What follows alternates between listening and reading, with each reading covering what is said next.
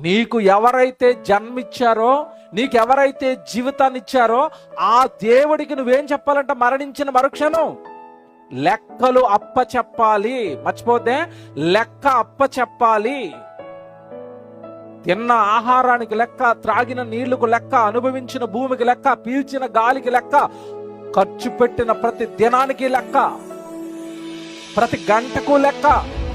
దేహాన్ని నీకు దేవుడిచ్చాడు కదా, ఈ దేహాన్ని నువ్వు ఏ ఏ పనులకు వాడేసావో లెక్క లెక్క సమస్తాన్ని లిఖించి పెడుతున్నాడు. రారా, భూమి మీద ఉండగా బైబిల్లో మంచి మాటలు రాయించి నీ చేతుల్లో పెట్టినా మారవు కదా, వినవు కదా, దాన్ని మతం అంటావు కదా, అవి మంచి మాటలు లేవంటావు కదా.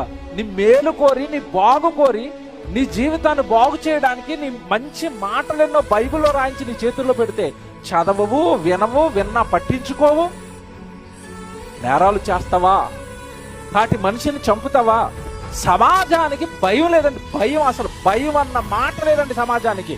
పోలీసు వ్యవస్థ అన్నా, లేదంటే ఏమంటే కోర్టులన్నా, తీర్పులన్నా, శిక్షలన్నా, అసలు భయం లేని వ్యవస్థలోనికి వచ్చాము ఇప్పుడు మనం. ఎవడు దేనికి భయపడలేదండి ఈరోజు.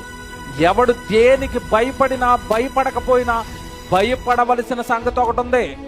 ఏంటో తెలుసా? నీ బ్రతుకు నీ ఇష్టం. నన్ను కోర్టులు ఏం చేస్తాయి, జైళ్ళు ఏం చేస్తాయి, మనుషులు ఏం చేస్తారు, నేను పాపాలు చేస్తాను, నేను నేరాలు చేస్తాను, నేను కుటుంబాలు కూల్చేస్తాను, వ్యభిచారాలు చేస్తాను, దొంగతనాలు చేస్తాను, మత్తులో నా ఇష్టం వచ్చినట్టుగా ప్రవర్తిస్తాను, అందరిని ఏడిపిస్తాను, అందరిని నాశనం చేస్తాను అంటే ఒక ఆయన ఉన్నాడు.